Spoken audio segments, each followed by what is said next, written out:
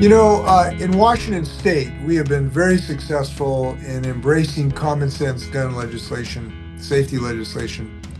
And you have to ask, why have we been successful? I think it's a number of things and how you can be successful in your state.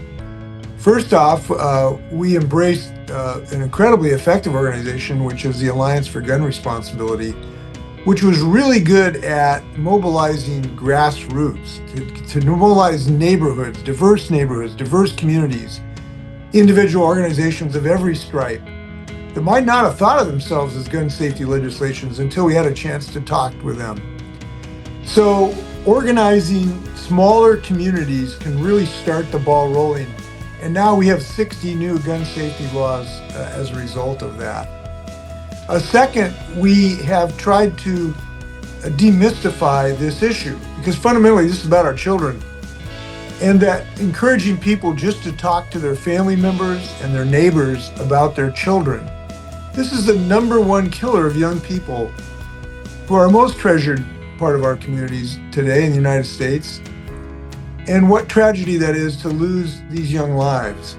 So to talk about it in very personal terms, and third, to talk about it in your individual motivation. What I have found very effective is when you talk to people about this, and when people have talked to people in my state, what has been effective is to tell your individual story, why you care about this.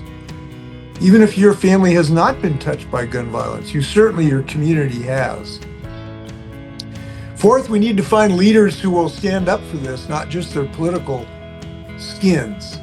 I recognize the importance of that. I may have lost my seat in Congress in 1994, outlying assault weapons. But it was the right vote in 1994, and it's the right vote now. And now I'm very pleased to tell you that because I was willing to take that vote, we now have banned these high-capacity weapons of war in my state on a permanent basis. So we need to find and support candidates who will be supportive to make a decision based on the people they represent, not just their own individual concerns. The last thing is to recognize the agency and the power that you have in your state.